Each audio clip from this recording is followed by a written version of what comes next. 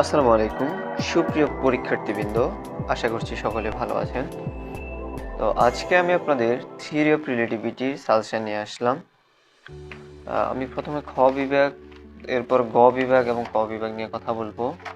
তো খ বিভাগের 1 নম্বরের যে কোশ্চেনটা রেখেছি এটি হচ্ছে গ্যালিলিও রূপান্তর ব্যবহার করে দেখাও যে দুটি জড় কাঠামো x1 y1 z1 ও x2 y2 z2 বিন্দুদের মধ্যবর্তী দূরত্ব অনড়। 2 নম্বরে রেখেছি আপেক্ষিক তত্ত্ব কি, বিশেষ আপেক্ষিক তত্ত্বে স্বতঃসিদ্ধগুলো বর্ণনা করো। 3 নম্বর হচ্ছে দেখাও যে লরেন্জ রূপান্তর সমীকরণ x এবং চিটি এর মধ্যে প্রতিসম। 4 নম্বর হচ্ছে দণ্ডের দৈর্ঘ্য সংকোচন নির্ণয় করো। এটা খুব গুরুত্বপূর্ণ কোশ্চেন। এরপর হচ্ছে মিনোস্কোপি জগতের মেট্রিক, এটাও গুরুত্বপূর্ণ। 6 নম্বর আলোর ভর শূন্য, এটা এবার আসবে বলা যায়।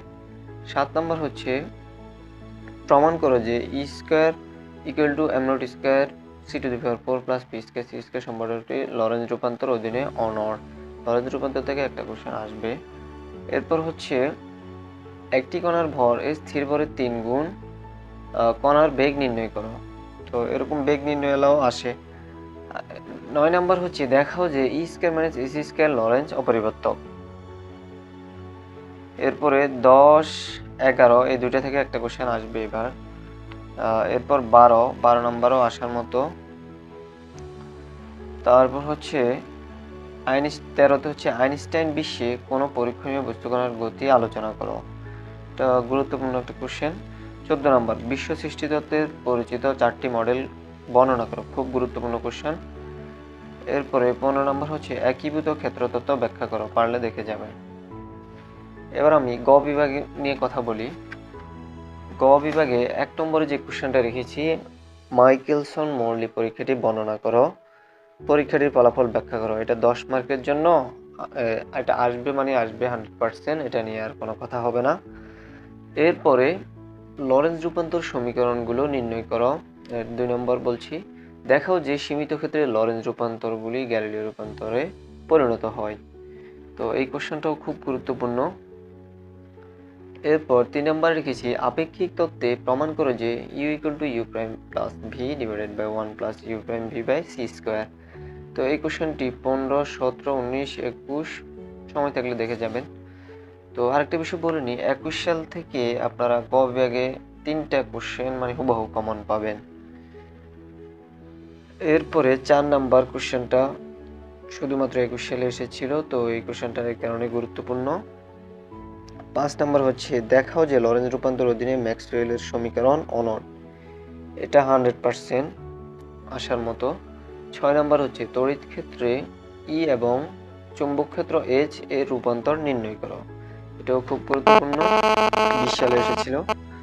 6 নম্বর হচ্ছে রিসির উপপাদ্যটি বর্ণনা ও প্রমাণ করো। এটা তো আসবে ভাই, এটা এবার আসবে বলা যায়। 7 নম্বর হচ্ছে আইনস্টাইন ক্ষেত্র সমীকরণ R mu v minus half g mu v R plus lambda g mu v equal to kappa T m v নির্ণয় করো এবং কে এর মান নির্ণয় করো। এটা এটা খুব গুরুত্বপূর্ণ একটা কোশ্চেন, আসার মতো। 18 সালে এসেছিল সর্বশেষ, এরপর আসে নাই, তার মানে কি এবার আসবে বলা যায়।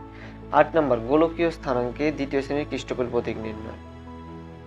তো এগুলো আমরা 4th ইয়ারে টেন্সরে দেখেছিলাম, ওইখানে ক্রিস্টোফেল প্রতীকের অঙ্ক ছিল। তো সেম অঙ্কগুলো এখানে গোলীয় স্থানাঙ্কে কার্তেশীয় স্থানাঙ্কেরটা মনে হয় কতবার এসে গেছে।